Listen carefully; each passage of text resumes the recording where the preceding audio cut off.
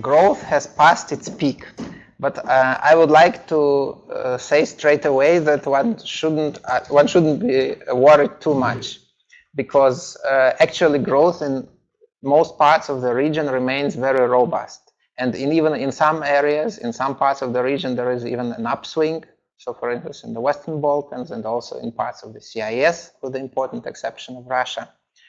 But in other parts, there is also some slowdown. It's not a dramatic slowdown, but it's a slight slowdown. And in two countries, there is a rather strong slowdown. I will explain these two special cases during my presentation. So generally, there is no reason for alarm. There is no major crisis looming in the region at the moment.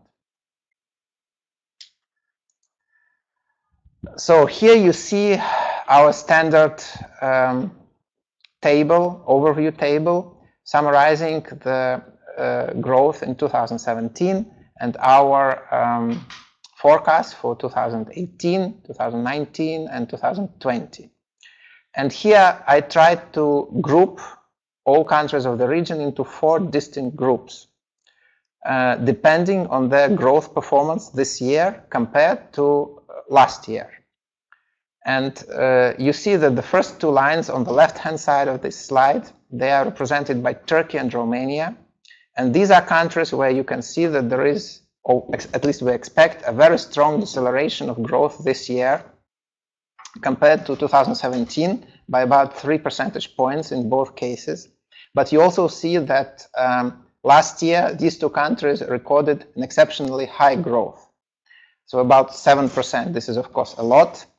And I would like to remind you that maybe you remember that last time when we published our previous forecast report in March 2018, we were analyzing, among other things, the phenomenon of overheating, and we were trying to identify countries where the symptoms of such overheating would be most obvious. And in fact, these 2 countries were the ones which we identified as countries exhibiting the most visible, the clearest signs of overheating, so Turkey and Romania. So this sharp deceleration of growth, which we expect for this year by about 3 percentage points, this is basically a welcome correction of this overheating, which we have been observing so far. So it's not really a dramatic development, and you can see that even with the growth rates of in excess of 4%, this year is still a very decent growth performance. Then you see that there is another group of countries which is in light blue in this slide. These are mostly countries of Central Europe. These are countries where we expect some mild deceleration of growth this year. One important exception is Slovakia. So Slovakia is the only country in Central Europe where we expect growth upswing this year. But this is basically due to the fact that we expect a new car plant to be put in operation by the end of the year, the Jaguar plant. So for a country such as Slovakia, which is of course a relatively small country, this makes a big difference. So one big plant which is put in operation makes a big difference, and it will boost Slovakia's GDP growth figures this year. At least we expect that. Then there is a third group of countries. I don't know whether you can see it very well, but it is supposed to be in red color. And they are mostly to be found on the right-hand side of this slide. It's mostly countries in the Western Balkans, so it's actually most Western Balkan countries, as well as most countries of the CIS, with the important exception of Russia. And as I already indicated, these are the countries where we expect a growth acceleration this year compared to last year. In some cases, a very significant growth acceleration. So for instance, if you look at Macedonia, which is on the very bottom of the right-hand side of this slide, you can see that this is a very impressive recovery which we expect for this year, basically due to the fact that the political crisis in Macedonia, which was last year, it has been overcome by now. In general, the upswing in the Western Balkans and in parts of the CIS is related to several factors, such as the fiscal loosening, the credit expansion, and also, as I already mentioned, in some cases, political stabilization. And finally, there is a fourth group of countries, which is in black in this slide, where we expect growth to be at the same level as last year. So growth this year will be at the level of last year. And these are Kazakhstan, Hungary, Albania, and Russia. But Russia, again, is a bit of a special case because, as you can see, Russia really sticks out in the region in terms of its really dismal growth performance. So these growth rates of about 1.5%, it is, of course, very little. And you can see that no other country in the region records growth rates which would be as low as Russia's. And now I would like to deal with individual demand components. So what explains these growth patterns that I have mentioned in the previous slide? And I would like to touch upon briefly the development of private consumption, foreign trade, and investment. So I start with private consumption. I already mentioned that Romania and Turkey are the only two countries where we expect a sharp deceleration of growth, and I already said that basically these are the two countries where we expect the end of overheating. What are the reasons for this? The main reason is the sharp deceleration in private consumption. And one reason for this is the recent tightening of monetary policy in response to currency depreciations. So I would like to show you the next slide. The next slide shows the development of nominal exchange rate in countries of Central and Eastern Europe since 2016. So here we don't have all the countries which we cover because many of the countries already use euros, or the currencies are pegged to some extent in one way or another to the euro. So these are only the countries which have more or less flexible exchange rate regimes. And you can see that among those, Romania and Turkey, these are the two countries which are marked with this red ellipse, how you call it. You can see that these are the two countries whose currencies have been depreciating recently. So the rising line here corresponds to currency depreciation. In Turkey, this has been on quite a grand scale. So since start of the year, the Turkish lira has depreciated by about 20% or even more. In the case of Romania, this depreciation has been not as dramatic. But in both cases, the monetary policy response has been to hike the interest rate. And this recent hike in the interest rate will dampen the expansion of credit, which is an important, or which has been an important factor behind the dynamics of private consumption. So that's why we expect a significant slowdown of private consumption this year.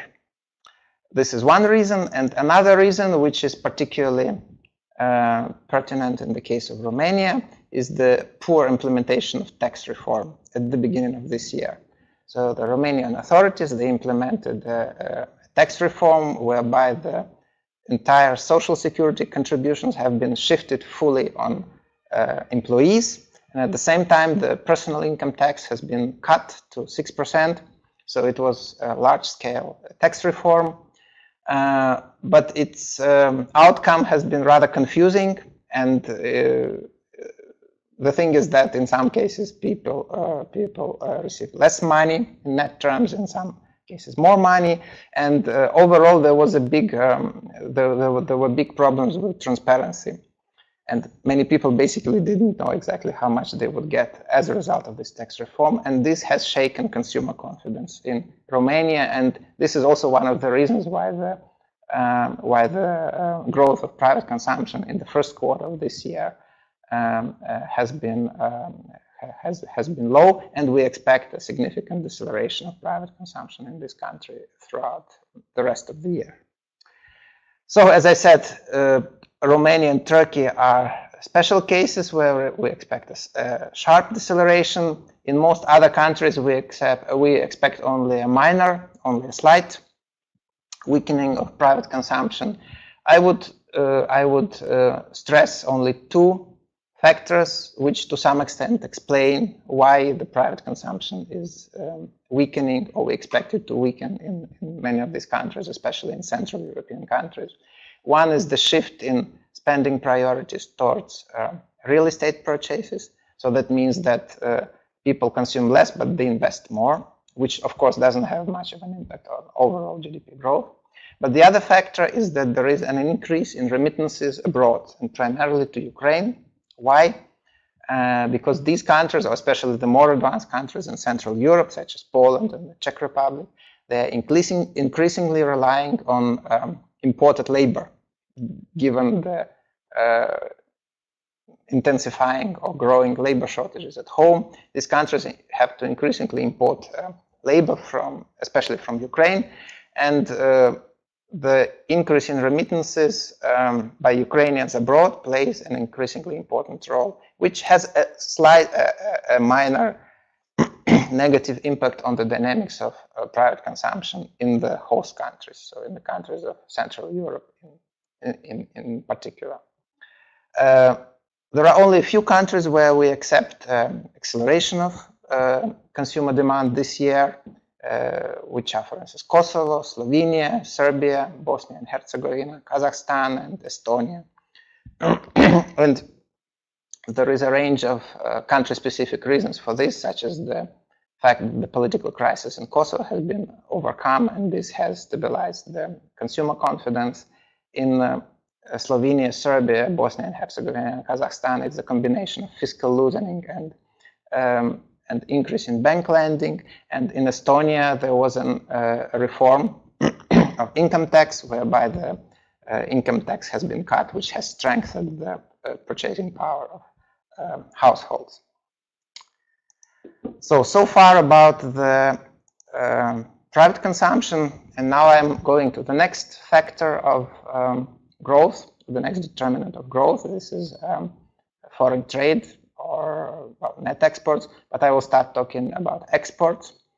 And you can see that in many countries, one could observe a clear deceleration of export dynamics during the past few months. So actually these figures, they correspond to the first 4 months of 2018. So you can see that basically there has been a certain slowdown in the growth of exports, probably most visible in Central European countries. One reason for that have been exchange rate developments. So again, if we come back to the, we'll come back to the graph with the dynamics of nominal exchange rates. You will see that, for instance, the currency of the Czech Republic, so the Czech crown, has appreciated substantially over the past year. So this is this line on the left-hand side, which goes downwards. To some extent, also the Polish currency. In the case of the Baltic countries, what is also important has been the appreciation of the euro versus the Russian ruble, because Russia is an important export market for the Baltic countries. But more generally, why we expect slowdown of exports for this year? Basically, there are two factors. One factor is the expected deceleration of growth in the euro area. The euro area is, of course, the most important export destination for basically all countries of Central and Eastern Europe. So this is one factor. And another factor which shouldn't be forgotten is the risk of trade war. So in particular, this intention by President Trump to impose higher import tariffs on European cars would affect many of the countries, many countries of the region, and in particular countries in Central Europe, where the car industry is extremely important. So our colleagues, they did some calculations, some estimations, what could be the potential impact of this imposition of a high import tariff on European cars in the US, and they came up with estimates of up to 0.6, 0.8 percentage points of GDP growth in the cases of Slovakia and Hungary. So these are the countries where the car industry is particularly important and whose exports to the United States, whose exports of cars and car components, so also indirect exports to the United States, play a particularly important role. So this is also a factor which has to be taken into account. It hasn't been decided yet, but this is something that one should also take into advantage. And finally, the third component, investments, and here we are talking about fixed capital investments. Unlike private consumption and exports, where we observe some slowdown of growth in many countries, the export dynamics remains generally strong. And in fact, fixed capital investments explain half of the GDP growth in half of the CESEE countries. What are the reasons for this? Labor force shortages. So these labor force shortages are not getting better. They are actually deepening in many countries of the region. The high capacity utilization, the low interest rates. So the monetary policy generally remains expansionary, also because of the fact that the inflation is still low in general. In the Central European countries, the EU transfers are a very important source of investment, particularly as far as public infrastructure is concerned. And in the Western Balkans, the Western Balkans are becoming increasingly attractive for foreign direct investors, especially for foreign direct investors who invest into greenfield projects. Why? Because these countries, in particular Serbia and Macedonia, but to some extent also Bosnia and Herzegovina, they are seen to some extent as an alternative to Central European countries, which are becoming more and more expensive and are also facing growing labor shortages, as I have already mentioned. So this is one thing, foreign investors, and another thing is that also infrastructure investments are picking up in the Western Balkan countries, which is of course an important, a very important development, because these countries, they have a big, they have big problems in terms of infrastructure. These are partly financed by the EU, but partly also by China, within the framework of the so-called New Silk Road, so this infamous One Belt, One Road initiative. And we also made, or our colleagues made, some estimates with respect to the potential impact on GDP growth of these investments in case the announced investment projects are indeed fully implemented, and we came up with rather high numbers. So, for instance, in the cases of Montenegro or Bosnia and Herzegovina, the implementation of the announced investment projects into infrastructure within the framework of this new Silk Road may boost growth by about 10%, but this is distributed over several years, so over the entire period of project implementation. So this is more or less what one can say about the short-term prospects, or the prospects for this year and for 2019 and 2020. But I would also like to say a few words about the longer-term prospects, and I would like in particular to single out the Central European countries, the Central European EU member states, where we think that generally the prospects are fairly good, economic prospects are fairly good. Also, this problem with labor shortages can be basically solved by and large, because we think that basically companies and enterprises will have to invest more in order to substitute labor with capital. So this would be a welcome development, because it would lay the foundations for productivity growth and for the virtuous circle of rising consumption and investment in these countries. But one factor which is important and which may constrain economic growth in Central European countries is the planned cuts in EU transfers. I have mentioned that EU transfers are an important source of finance, especially for the public infrastructure projects in Central European countries. And now in May this year, the European Commission put forward a proposal whereby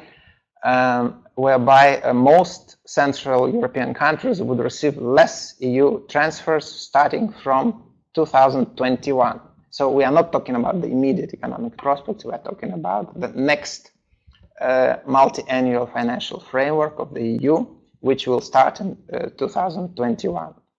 And this graph shows basically shows or compares the allocations of EU transfers in euro terms per capita under the current financial framework, 2014 to 2020, with the next proposed financial framework between 2021 and 2027.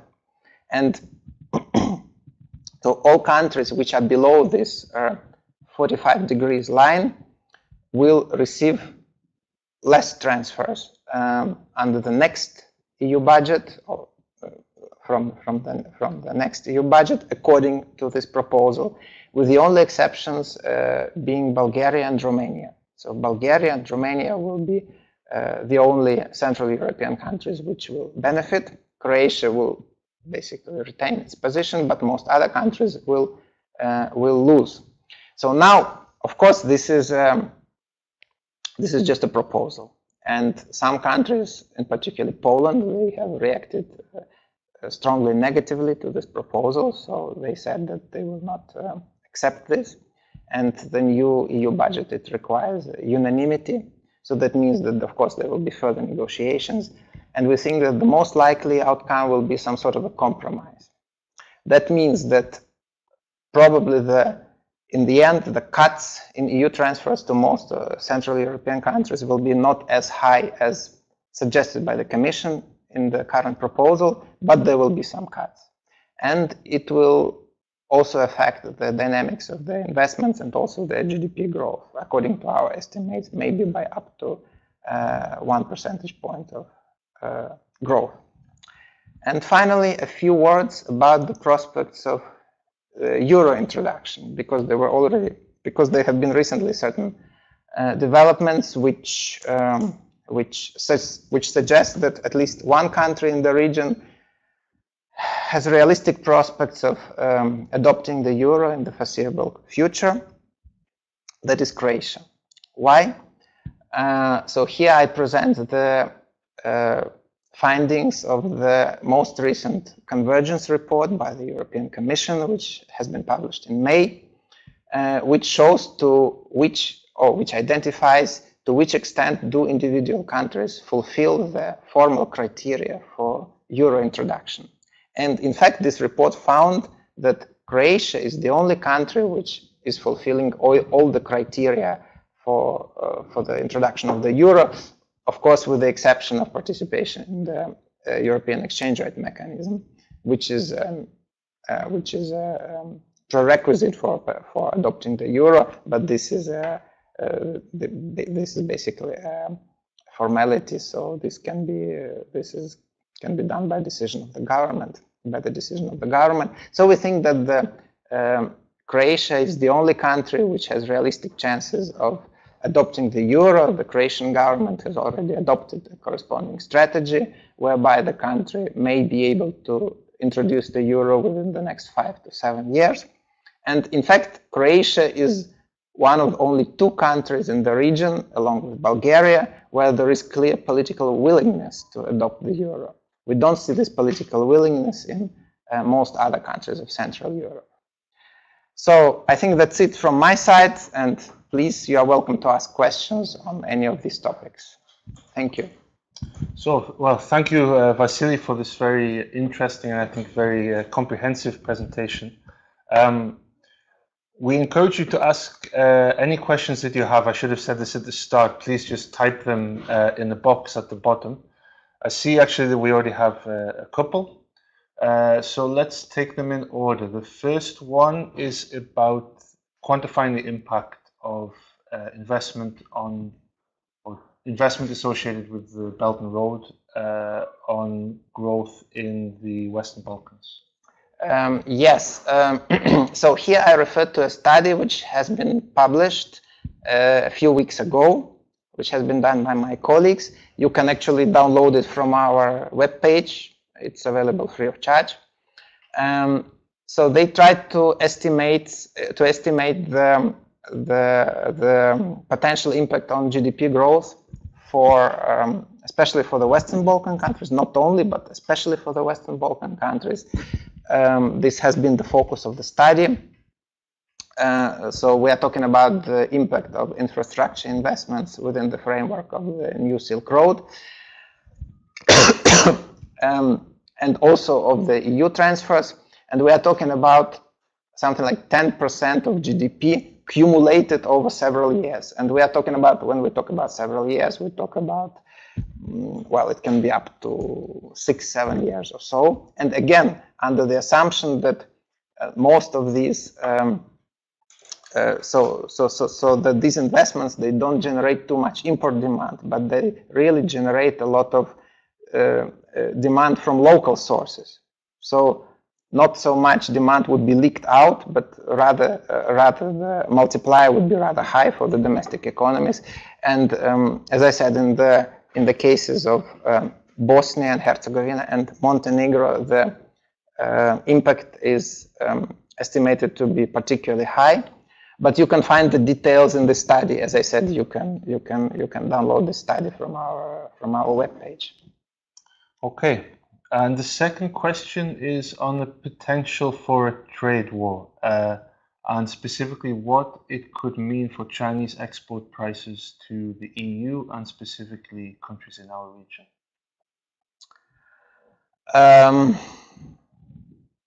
I didn't suggest that. In fact, what I was referring to, I was referring to the impact of the possible introduction of high import duties on European cars in the US. So actually, again, I refer to another study which has been done at our institute by my colleagues. They did the study also a couple of weeks ago when there was talk about the potential introduction of 25% import duty for European cars. Now, President Trump, if I'm not mistaken, is talking about a potential 20% duty. But the thing is that, yeah, as I said, the countries, particularly in Central Europe, they are highly dependent on the car industry. And there are also some details which you can find in a news article which has been published on our web page. Also, you can easily find it. It is all available free of charge. I think about a month ago. So the study was done. So you can just type in the car import tariffs, and I think you will find this study. So they show the dependence. First of all, they show the importance of car imports in car exports in the foreign trade of individual Central European countries, and also the importance of the car exports in the GDP of these countries. And what is important is that they are not only talking about the direct sales of cars to the United States, but they are also talking about the indirect effects. So the effects that would that arise from the fact that many of these countries, they integrated in international value chains. So for instance, they supply some car components for cars which are produced in Germany, for instance, and then exported to the United States. So that means this is a combined impact. We are not only talking about the direct exports, but also indirect exports. So the total value added, which is ultimately exported to the United States. So this is not. So these estimates that I referred to, in particular, they are not related to China in any way. They are related really to the pure US-EU relationship. Okay. Do we have any more questions? Please type them if you do. Okay, we have one on Slovenia. Was Slovenia also included in the study of the effects of the US introduction of tariffs on car imports? Yes, it was. Again, you can, I suggest that for the details you can, or you should actually, you should download this news article. If I remember correctly, Slovenia was identified as a country which would be the third most affected by these tariffs, after following Hungary and Slovakia, or Slovakia and Hungary. I'm not sure in which sequence that would go, but Slovenia would be the third one affected. But as I said, you can find the details in this news article. You can easily find it on our webpage. Okay. Maybe I'll ask a question in that case, if there aren't any more for now. So I should have said that Vasily is, so as you heard, he talks about the whole region, but he's expert in particular on Russia, CIS, Ukraine. One thing that interests me, I mean, Russia is doing better than it was a couple of years ago, but as you said, it still really stands out as a laggard in the region. I mean, maybe you can say a bit more on what exactly is wrong with the Russian economy, why it's still growing so slowly, and what it would take for Russia to achieve a substantially higher growth rate. Well, in Russia, the problem is that the Russian economy is characterized by the so-called structural bottlenecks. So it's not that, for instance, there is a lot of spare capacity, which can be put to generate extra GDP growth. There are not many labor resources which could be utilized to generate extra GDP. The unemployment rate is at about 5%, so this is not far from the infamous natural rate of unemployment. The problem are rather structural, and in fact, some years ago, the authorities, they were honest enough to identify the bottlenecks to Russia's growth with the 4 so-called I's: infrastructure, innovation, institutions, and investments. And to some extent, they are interrelated. So the bad institutions means basically the insufficient protection of property rights, the corruption, the fact that the courts are not entirely independent. So this is basically what we talk about. This is the problem when we talk about the insufficient institutions. Innovation is basically the fact that Russian economy is not innovative enough. The share of expenditure on R&D is low. Investments, this is related to, basically to some extent related to these 2 factors which I have just mentioned. So the investment growth is low, is insufficient. And infrastructure is another bottleneck, which is commonly identified as a bottleneck on growth, poor infrastructure in Russia. Now, how can this be cured? I think there is no single recipe. One way, for instance, for Russian economy, at least theoretically, would be to try to attract more foreign direct investment. So to try to replicate the successes of countries in Central Europe, which have been by and large successful in their economic development by attracting more FDI from the West. But this is problematic in the current geopolitical climate. Of course, this geopolitical standoff between Russia and the West, of course, it also has economic repercussions, and it doesn't help in attracting foreign direct investment from the West. This is one factor which has to be taken into account. And another factor is that potentially there is an alternative, or there would be an alternative development path. I'm sorry. Whereby, for instance, the Russian government would or could pursue more industrial policy measures, for instance, akin to measures which have been pursued in some East Asian countries, such as in South Korea and also in Japan over the past decades. Potentially, this could also yield certain success. but this is not the Russian government. This is not what the Russian government is doing.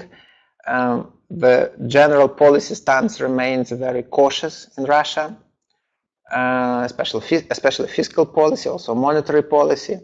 The government is trying to avoid excessive budget deficits, and the public debt to GDP ratio is very low in by international standards at 13% of GDP. This is extremely low, and that means that they could easily afford borrowing more money and investing this money, for instance, into infrastructure, or trying to subsidize the industries which they would like to develop.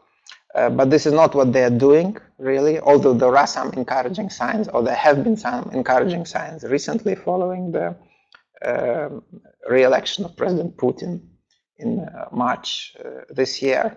But generally, they try to be very cautious, especially as far as fiscal policy is concerned, because they think that the higher budget deficits and higher public debt would increase the vulnerability of Russia to external pressure. And they try to avoid it. So basically, for these two reasons, we are relatively pessimistic about the prospects for the Russian economy, not only for the coming 2 years, but also more over a longer time horizon.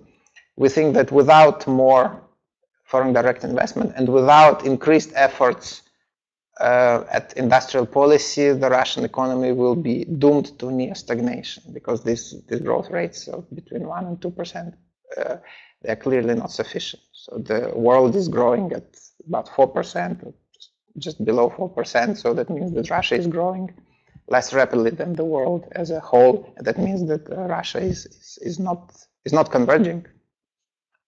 Okay, so we have 2 more questions which have come in. The first one is on labor shortages.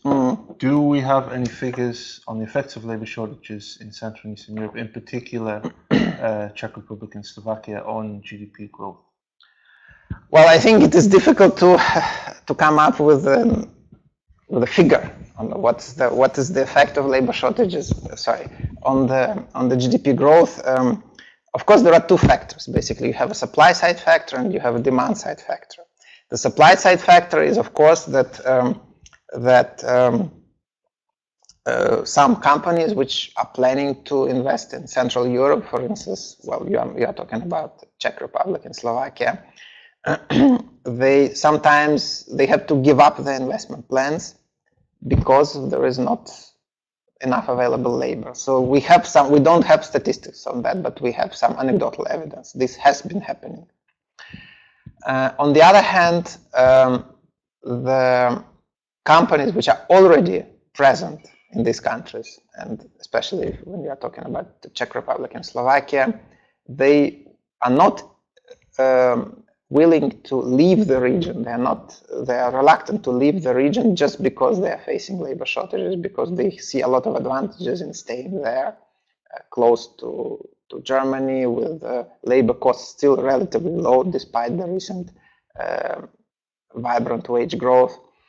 And what they are doing is that they are trying to, as I mentioned at some point, they are trying to substitute labor with capital by investing.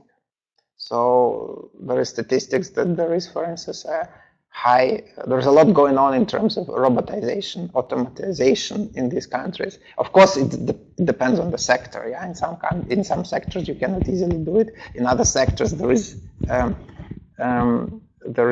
enough room for that. So this is one thing, and another thing is that I think, which is also very important, is this demand side. So the rising labor shortages, the growing labor shortages, they improve the bargaining power of wage earners, and this is one of the factors which contributes to the strong wage growth. And the strong wage growth is the most important pillar of private consumption in these countries. So it's not so much the credit expansion, it is really the growth of incomes and above all the growth of wages. And this growth of private consumption is of course an important demand side factor which attracts investments. And also it is one of the reasons why the investment growth is relatively strong. Of course, as I said, there are some instances where maybe some individual enterprises have to give up their investment plans. But if you look at the aggregate figures, so the aggregate growth of investments is high in these countries. So we tend to believe that at least for the time being, these demand side effects of labor shortages, they have been outweighing, they have been more important than the supply side effects. So we are relatively pessimistic, we are relatively optimistic as far as these developments are concerned. Okay, and we have another question on euro introduction. So beyond the convergence criteria, how ready are these countries for the euro? Well, of course, there are two dimensions. One is the political dimension, which I mentioned.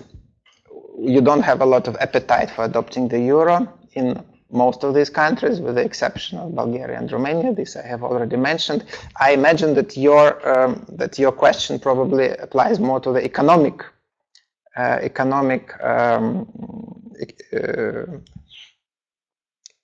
reasons, yeah, which countries are economically more prepared for the euro adoption. I think one factor is that, of course, which should be taken into account is the past performance of exchange rates. So, for instance, if you look at Croatia or Bulgaria, of course, these are countries which are used to living with a fixed exchange rate to the euro. So in the case of Bulgaria, of course, it has been extreme. It has been, Bulgaria has had a currency bought since 1997, so a fixed rate to the euro, fixed exchange rate to the euro. In the case of Croatia, there was a bit more flexibility, but it was almost fixed as well. So these countries are used to living with a fixed exchange rate. So adopting the euro will not change very much in that respect, but it will, I think it will have an important stabilizing effect because it would probably increase, it would probably lower the borrowing costs for these countries. And another thing which is, I think, also important to mention is the high degree of euroization. So particularly in Croatia is very high. So that means that the advantages of a potential exchange rate adjustment, which theoretically could be needed or is possible as a reaction to any external shocks, be it in terms of trade shocks or sudden stops or whatever. So the advantages are limited, because if your economy is highly euroized and you have an exchange rate depreciation, then you create all sorts of problems because of the so-called balance sheet effects. So for instance, if a large number of loans are denominated in euro and you depreciate, that means a high burden on borrowers, or a risen burden for borrowers, and ultimately it's also a problem for the banking system, because you would expect the share of non-performing loans to rise strongly. So as I said, these are several arguments which I think speak in favor of the potential advantages of euro adoption in a country such as Croatia, for instance. Yeah, to some extent also Bulgaria. In the case of Poland or Czech Republic is a very different story. Yeah, because Czech Republic and Poland, first of all, they have a history of flexible exchange rates by and large. And another thing is that the degree of euroization is much lower. So in the Czech Republic is almost non-existent. Yeah? So that means that in those two countries, the exchange rate adjustment as a potential adjustment mechanism to external shocks could be an important economic policy instrument. Yeah? And in fact, it has played a role in Poland. We have seen the adjustment of the depreciation of the Polish zloty during the crisis of 2008, 2009 has been one of the factors which prevented the recession in Poland. So Poland was basically the only country in Central Europe which avoided the recession in 2009 altogether. Okay.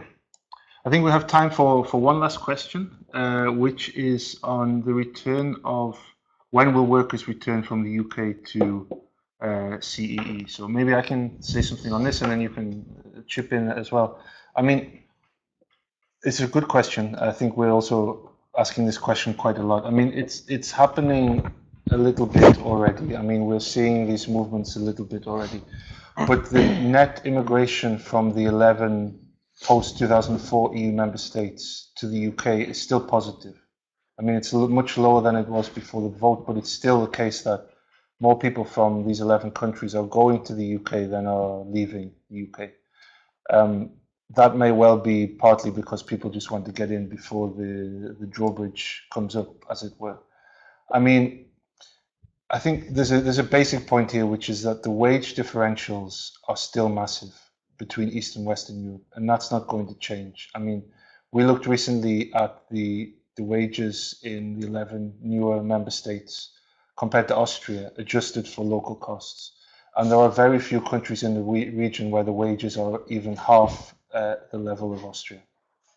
And so I think probably what will happen as a result of Brexit is that more and more people from our region will leave the UK, partly because of potential restrictions on working there after Brexit, partly because they feel less welcome, maybe most importantly because the UK economy is suffering and will suffer even more, so there will be simply less work. But more likely what we will see is those workers go to other Western European countries, for example, Germany and Austria, where, I mean, Vasily mentioned labor shortages. There are also, at least in certain sectors, very big labor shortages in these countries as well. And I think that's probably more likely what we'll see rather than people going home, because this wage differential is still so big. And even if Central and Eastern European countries are growing faster than Germany and Austria at the moment, the gap is so big that it will take a very long time to bring this difference down. Yeah, well, I don't have anything to add. I would agree with Richard on that. Okay. Maybe one last, since we have one more question on Russia, and since Vasily is here, maybe we will do this question and then finish. So the pessimistic view of Russia's economic prospects in the next few years, how is that perceived in the EU?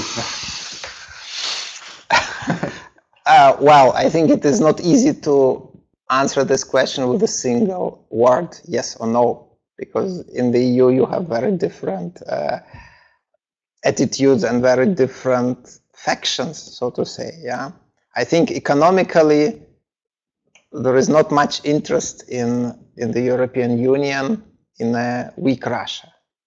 So I think there is a lot of interest, and especially I can say, of course, since we live in Austria, and Austria is a country which has close economic links with Russia in a number of areas, and there is strong interest among large parts of political and economic elites to preserve and to intensify those links. It is certainly true that there is not much interest in the Russian economy being stagnant, particularly in the longer run. It could be true that in some parts of the EU, especially in countries which are more critical of Russia, maybe in countries such as Poland, or maybe also in the UK, although the UK will not be inside the EU for too long. Maybe also Sweden. There are some countries which are relatively critical of Russia, even the Baltic countries. Yeah, it could be that maybe those countries are, or at least the political elites of those countries are maybe not so unhappy about the economic problems Russia is experiencing. Although in the case of the Baltic countries, it is not entirely rational, because Russia is a relatively important export market for the Baltic countries. So weak import demand in Russia is not really good news for the Baltic economies. Yeah, but as I said, I don't think one can really answer this question easily, because it depends on with whom you talk, and the attitudes, as far as I can judge, are very different. I think that's the key point. I mean, there is a lot of diversity of the views on Russia within the EU, and for me, I think for a lot of people, it's been surprising that the unanimity on the sanctions is held for this long. I didn't expect that, and I think it has really a lot to do with Germany and the German position, and especially this German government and Angela Merkel. And it will be very interesting, I think, to see how that develops in the next couple of years. I mean, she won't be around forever. She may be gone sooner than we expected based on recent news. And you have increasingly assertive, I think, governments who are more Russia friendly. So Italy being a very obvious example, especially the current Italian government on the other side. I mean, it's not to say that the sanctions are the only or even maybe the main problem of the Russian economy, but I think this is something that could feasibly change in the next couple of years. Yes, sanctions are not the only problem of the Russian economy, but the existence doesn't help the Russian economy. That is for sure. Okay, I think we have reached the end of our time. So I would like to say, well, thank you to Vasily for the excellent presentation. Thank you for coming, listening to us. Thank you for the questions. Please check our website. Vasily mentioned a couple of reports you can download. Follow us on Twitter. We are on Facebook, YouTube. This will all be on YouTube, right? Yeah. And we hope to see you back here for our autumn forecast. Thanks. Yeah. Thank you.